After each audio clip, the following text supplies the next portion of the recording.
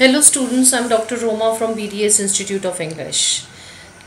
Today I'm going to discuss something which is very controversial and which is very important for the students where reading portion is concerned. Reading में ये बच्चों को सबसे ज़्यादा uncomfortable करते हैं.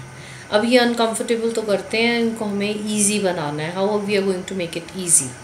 आप सबसे पहले एक चीज़ ध्यान से समझना कि you have to follow the instructions. मैंने ब्रैकेट में आपको लिख दिया कि yes means true, false means no और not given. बच्चे अक्सर इंस्ट्रक्शंस पढ़े बिना yes की जगह true लिखाते हैं, false की जगह no लिखाते हैं. आपने वही लिखना है जो इंस्ट्रक्शंस आपको दी हैं. Whatever the question is instructing you, please don't bypass that. Now it's a controversial kind of a thing what I'm discussing और बच्चे इसमें बहुत confuse होते हैं. Yes no 90% ठीक हो जाता है, ज़्यादा problem not given में आती है. Now I'll be taking up each and every part of this yes no not given and I'll be discussing it out with you. Now what does the word true means? True means सच है, information true है, authentic है, justified है. True means that 100% information is there, essential element of the question must be present in matching. अब जब आप compare वो करते हो, उसको location match करते हो, linking and locating करते हो, उसमें अगर information question की और आपके passage की information की match करती है, that means it is true. Whatever he is asking you is present there. So there is no confusion. उसमें कोई confusion वाला element ही नहीं है.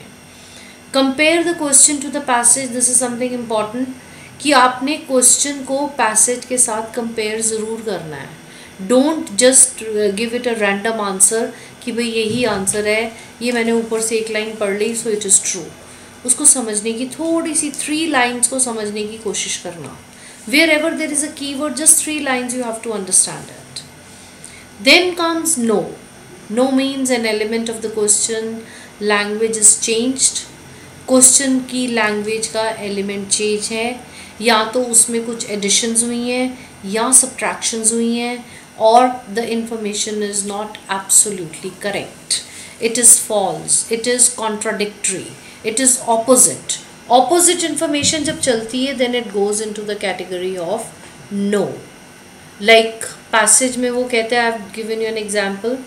पैसेज में उसने बोला वाटर, आगे जाके वो कहते हैं वाटर एंड ऑयल, दो चीज़ें दे दी. इन्फॉर्मेशन हाफ उसने जो दी है आपको डबल इन्फॉर्मेशन दे दी which is not according to the question. That means it is false. Opposite to the question, opposite जब वो चलता है then it goes into the category of false. Not given. Now what do you mean by the word not given? Not given का generally मतलब होता है कि ये तो दिया ही नहीं हुआ. When it is not given then the answer becomes very comfortable. फिर तो हम कहेंगे कि ठीक है जी, पैसेज तो क्रिकेट के बारे में है और क्वेश्चन उसने हमारे से पूछा है एक्सरसाइज का, सो इट्स मिसिंग. या क्वेश्चन रेस्टोरेंट का है, पैसेज स्पोर्ट्स का है, so that is absolutely not given. But 90% आइल्स में ऐसा होता नहीं है. IELTS में what happens when the information is partially correct, आधी ठीक होती है आधी गलत होती है.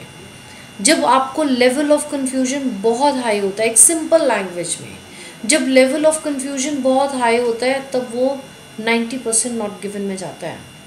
आप पहले उसको no करते हो, फिर not given करते हो, फिर सोचते हो पता नहीं no है कि not given है.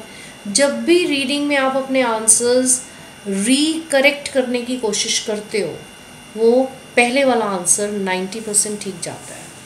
So not given is a part of a question language. Object, subjective, restrictive language is missing when comparing and matching the passage sentence when the information is missing.